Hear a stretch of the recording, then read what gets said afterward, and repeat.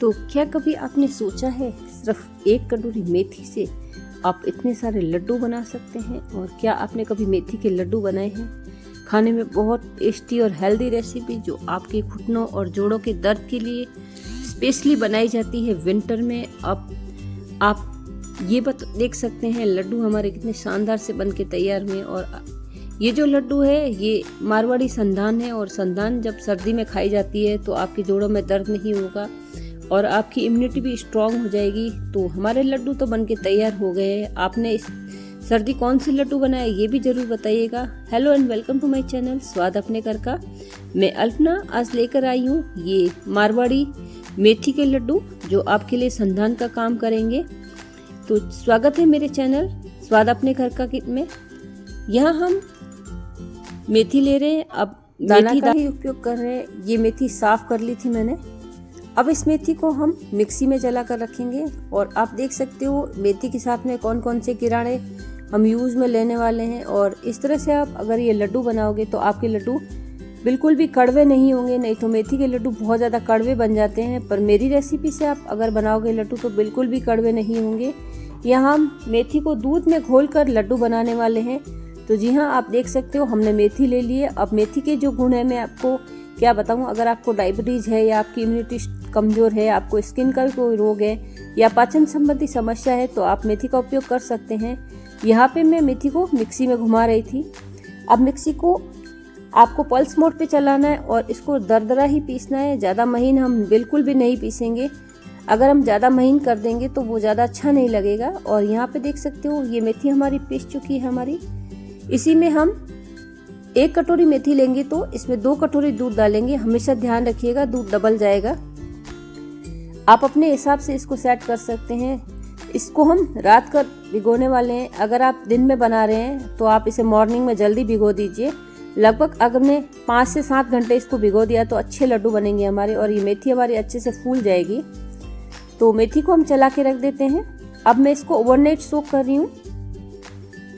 Overnight soak करने से एक फ़ायदा है कि मैं सुबह जल्दी लड्डू बना लिया करती हूँ। तो आप देख सकते हैं ये मेथी हमारी अच्छे से भीग चुकी है और दूध इसने पूरा कंज्यूम कर लिया है। इसको हम थाली में फैलाने वाले हैं क्योंकि हम चाहते हैं कि इसका एकदम हल्का सा हवा इसको लग जाएगी तो ये दानेदार बन के तैयार हो जाएगी। अब जब मेथी फूल जाती तो थोड़ी सी ये हार्ड जैसी हो जाती, तो इसको आपको हाथ से मसल के थाली में फैलाना होगा। ये अगले दिन की मॉर्निंग है और मैं इसे फैला रही हूँ हाथ से। मैं इसके जितने भी लम्प्स पड़ गए उन लम्प्स को भी सेट कर दूंगी इस तरह से।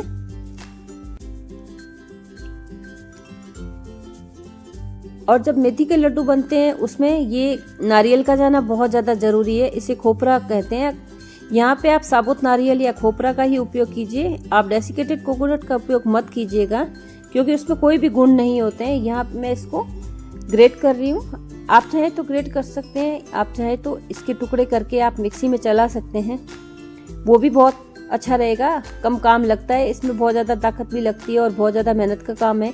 तो आजकल तो हम इसे मिक्सी में ही चला लिया करते हैं। मैं दोनों ही तरीके आपको बता रही हूँ, जो आपको अच्छा लगे और इजीली आपसे हो जाए वही कीजिएगा। आप जो खोपरा लिया था हमने उसके टुकड़े कर लेंगे क्योंकि हम साबुत इसको मिक्सी में नहीं कर सकते हैं, तो इसके टुकड़े करके ही हमें डालने होंगे।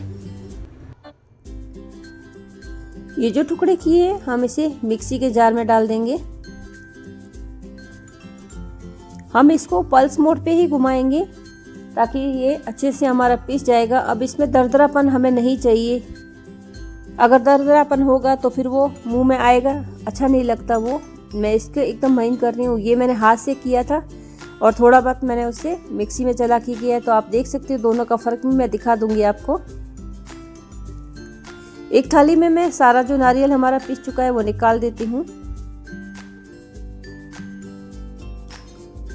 दोनों ही तरीके से ये काम अच्छा करेगा। इसमें कोई ये नहीं है कि आपने मिक्सी में चलाया हाथ से किया तो इसके स्वाद का फ़र्क होगा। स्वाद में कोई फ़र्क नहीं होगा, दोनों में ही ऑयल अच्छा निकलेगा। आप अगर डेसिकेटेड कोकोनट का यूज़ करोगे तो उसका कोई मतलब नहीं है। यहाँ पे हम ये लड्डू सिंघाड़े से बना रहे हैं। अगर इस सर्दी आपने सिंघाड़ा खा लिया तो ये ताकतवर चीज़ है। इस सिंघाड़े को हम इस तरह से काट के मिक्सी में चलाएंगे, नहीं तो आपकी मिक्सी की ब्लेड टूट सकती है। ये बहुत ज़्यादा हार्ड होता है। अगर आपके पास में अच्छी क्वालिटी की मिक्सी है तो ही आप उसको चलाइएगा, नहीं तो आपकी लो क्वालिटी की मिक्सी में ये जार टूट जाएगा आपका।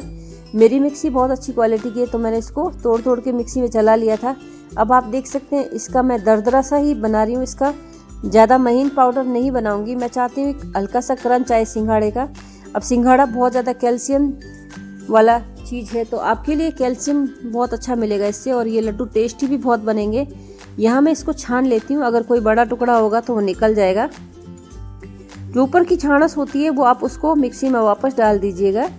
ये हल्का सा बहुत ज़्यादा ही दरदरा हो जाता है तो वो अच्छा नहीं लगता, तो मैं इसको वापस मिक्सी में डाल के दूसरे के साथ में पीस लूँगी। इस तरह से ये हमारा पूरा आटा तैयार हो गया है। यहाँ पे मैंने आधा किलो सिंघाड़ा का उपयोग किया है। अब जब लड्डू बन रहे हैं तो उसमें बादाम और गूंद तो जाना ही, ये गोंद है हमारा। ये आप देख सकते हो, ये छोटे छोटे क्रंच जैसा होता है और खाने में बहुत ज़्यादा टेस्टी लगता है, और आपकी बॉडी के लिए ये बहुत ज़्यादा यूज़फुल चीज़ है। अगर आपके जोड़ों में दर्द होता है तो आपको गोंद खाना चाहिए। हमारे सब प्रोडक्ट तैयार हो चुके हैं, मेथी सूख चुकी है और हमारा आटा भी तैयार है। आप देख सकते हो हमारी मेथी का किस तरह का टेक्सचर हो गया है। इस तरह के आपका टेक्सचर करना है मेथी का। यहाँ पे मैं घी ले रही हूँ, लगभग हमें यहाँ पे अगर आप 1 किलो लड्डू बना रहे हैं तो आपको आधा किलो घी की आवश्यकता पड़ सकती है, क्योंकि सारा जो हमारा किराना है उसको इस तरह से सेट करना होगा कि इसमें घी ही लगना है। लड्डू हमेशा घी से ही बनेंगे। तो यहाँ पे मैं ये कढ़ाई चढ़ा देती हूँ। इसी कढ़ाई में हम अपना डालने वाले हैं घी। सबसे पहले हम मेथी को सेकेंगे। मेथी को भूनने के लिए हमें घी की आवश्यकता पड़ेगी, और इसको धीमी गैस पे ही भुना जाता है, ज़्यादा आंच पे नहीं भुना जाता है। अगर आप तेज़ आंच पे भुनोगे आपकी मेथी जलने का डर रहेगा, और हमेशा आप भारी तले की कढ़ाई ही यूज़ लीजिएगा।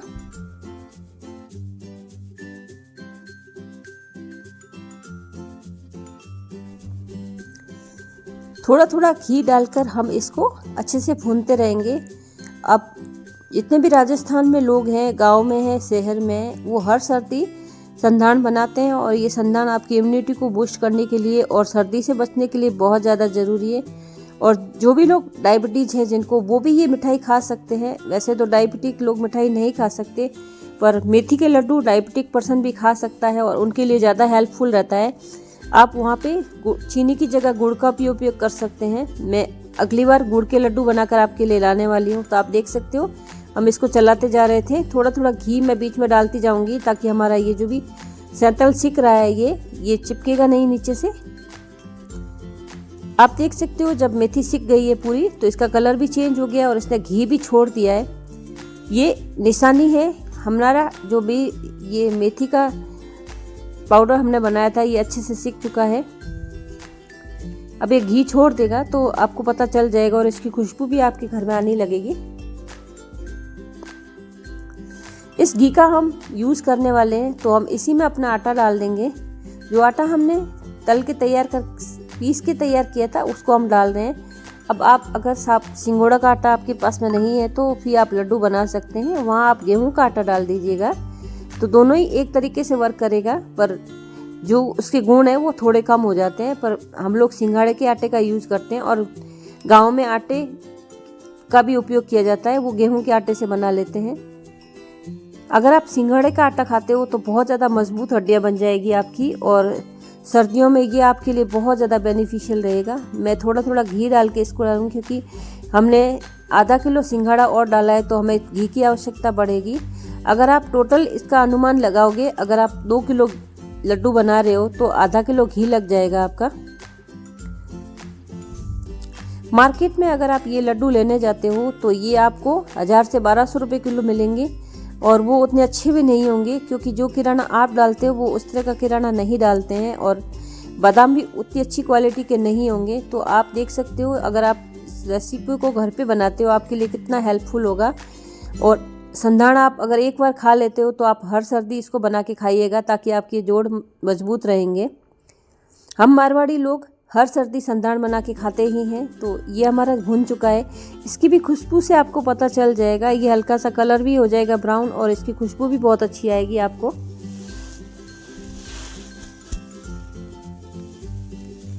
आटा हमारा सीख चुका है और आप देख सकते हो एकदम इसका परफेक्ट सा टेक्सचर भी आ गया है।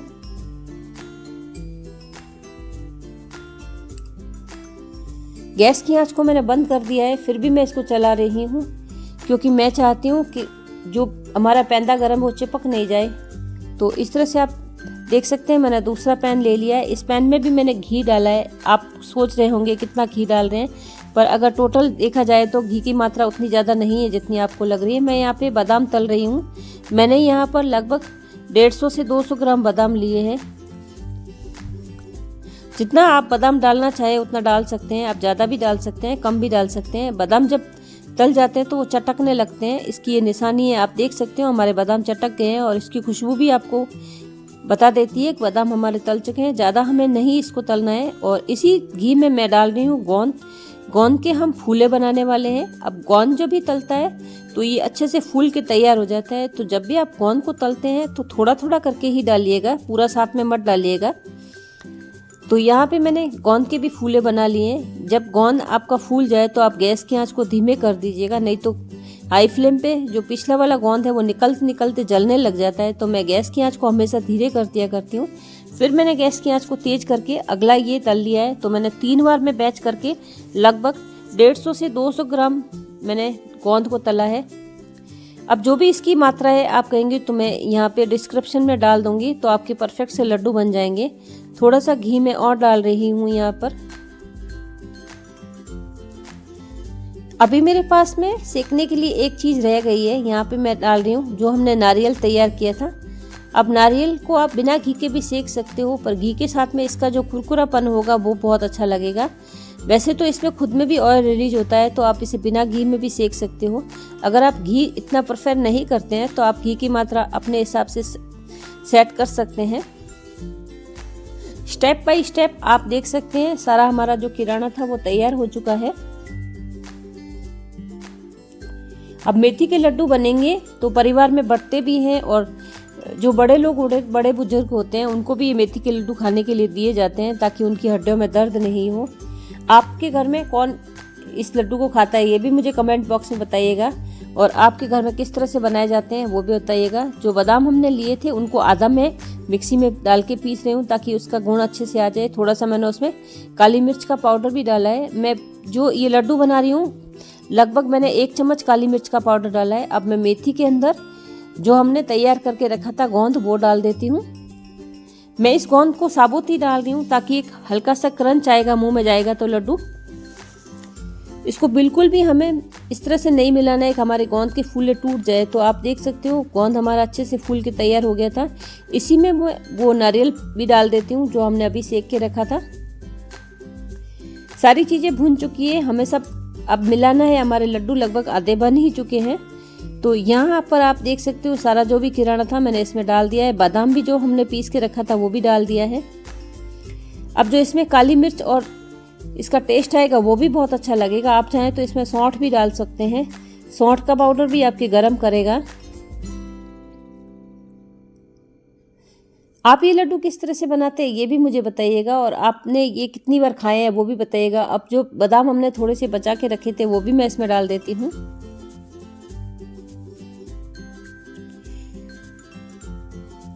ये हमारा पूरा बनके तैयार हो गया था। हमारे मारवाड़ी में इसे बाखर कहा जाता है। तो सारे सैतल को हमने सेक लिया था। यहाँ पे मैं जितने हमारा तैयार हुआ था उसी के अकॉर्डिंग चीनी ले रही हूँ। लगभग मैंने यहाँ पे 1 किलो चीनी ली है। अगर आप ज़्यादा मीठा रखना चाहते हैं तो आप इसे लगभग डबल भी कर सकते हैं। चीनी वैसे मात्रा डबल रहती है तो मीठा रहता है और अच्छा भी बनता है, क्योंकि मेथी थोड़ी कड़वी होती है तो आपको चीनी बराबर ही रखनी होगी। आप चाहें तो इसे कम ज़्यादा कर सकते हैं अपने घर के हिसाब से। कुछ लोग मीठा ज़्यादा पसंद करते हैं और कुछ लोग मीठा कम पसंद करते हैं। तो आप किस तरह से बनाएंगे ये भी ज़रूर बताइएगा। और आपको मेरा वीडियो अच्छा लग रहा है तो आप मुझे सब्सक्राइब कर सकते हो। मेरे चैनल को नोटिफिकेशन ऑन कीजिए ताकि आपके फ्रेंड्स तक ये रेसिपी भी पहुंच सके और आपको एक नई नई रेसिपी मिलती रहे। तो बेल आइकन ज़रूर ऑन कीजिएगा। इसको हम हाथ से इस तरह से मिलाएंगे कि ये सारी रेसिपी हमारी सेट हो जाएगी। तो आप देख सकते हो ये सारा मिल चुका है। अभी भी आपको ये रूखा रूखा लगे तो आप इसमें थोड़ा सा घी डाल के लड्डू बना सकते हैं, पर ये लड्डू इससे भी ऐसे बन जाएंगे। आप देख सकते हो इस तरह से लड्डू बनाए जाते हैं। दोनों हाथ में बीच में दबा दबा के जैसे हलवाई लड्डू बनाते हैं उसी तरह से भी ये लड्डू बना रहे हैं। ऐसे लड्डू आपको मार्केट में भी नहीं मिलने वाले हैं। ये देखिए लड्डू हमारे बनके तैयार हो गए हैं। ये लड्डू रोज आप एक खाइए और दूध के साथ में खाइएगा, गर्म दूध के साथ में ये लड्डू कंज्यूम कीजिए। आपके हेल्थ बेनिफिशियल जो है तो डबल हो जाएंगे, बेनिफिट्स सारे डबल हो जाएंगे। तो ये लड्डू की रेसिपी आपको कैसी लगी ये ज़रूर बताइएगा, और आपके घरों में किस तरह से लड्डू बनाए जाते हैं वो भी मुझे बताइएगा। कमेंट बॉक्स में मैं आपके सुझाव का इंतज़ार करूँगी। अगर कोई रेसिपी में प्रॉब्लम लग रही है तो आप मुझे ज़रूर बताइएगा, मैं अगली बार नए तरीके से बना के आपको बताऊँगी। तो हमारी जो ट्रेडिशनल रेसिपी थी मैंने वो आपके साथ में शेयर की है, आप किस तरह से बनाते हैं ये भी बताइएगा। हमारे लड्डू बन के तैयार हो गए और हम तो इसे थाली में सजाने वाले, तो हमारी थाली भी कुछ स्पेशल है। तो आप देख सकते हो मैंने इस तरह से इसको सेट कर दिया था। अब हम इस तरह से लड्डू सजा के रखेंगे तो सबको घर में बहुत अच्छा लगेगा और देखने में भी अच्छा लगता है कि हमारी मेहनत कितनी ज़्यादा सफल हुई है। और ये लड्डू खाने में भी उतने ही टेस्टी बने हैं, बिल्कुल भी कड़वे नहीं होते हैं। और अगर आपने मेरी तरह से ये लड्डू बनाए तो आपके लड्डू कभी भी कड़वे नहीं बनेंगे, नहीं तो मेथी के लड्डू बहुत ज़्यादा कड़वे होते हैं। आप देख सकते हो कितना अच्छा टेक्सचर आया हमारा। फिर मिलूंगी आपसे इस तरह की एक नई रेसिपी के साथ में। अब जब भी संधान बनाए तो एक कोयला ज़रूर रखें, क्योंकि आपकी संधान को नज़र लग सकती है। तो क्योंकि ये बहुत ज़्यादा प्राइवेट रेसिपी होती है, किसी को बताई नहीं जाती है, इसलिए मैंने इसमें कोयला डाल दिया है। आप कुछ और मत सोचिएगा। तो जब वीडियो बनाएंगे तो मैं आपको बताने वाली हूँ, आप भी इस तरह से रखिएगा। थैंक यू सो मच बने रहने के लिए। फिर मिलूंगी आपसे एक नई रेसिपी।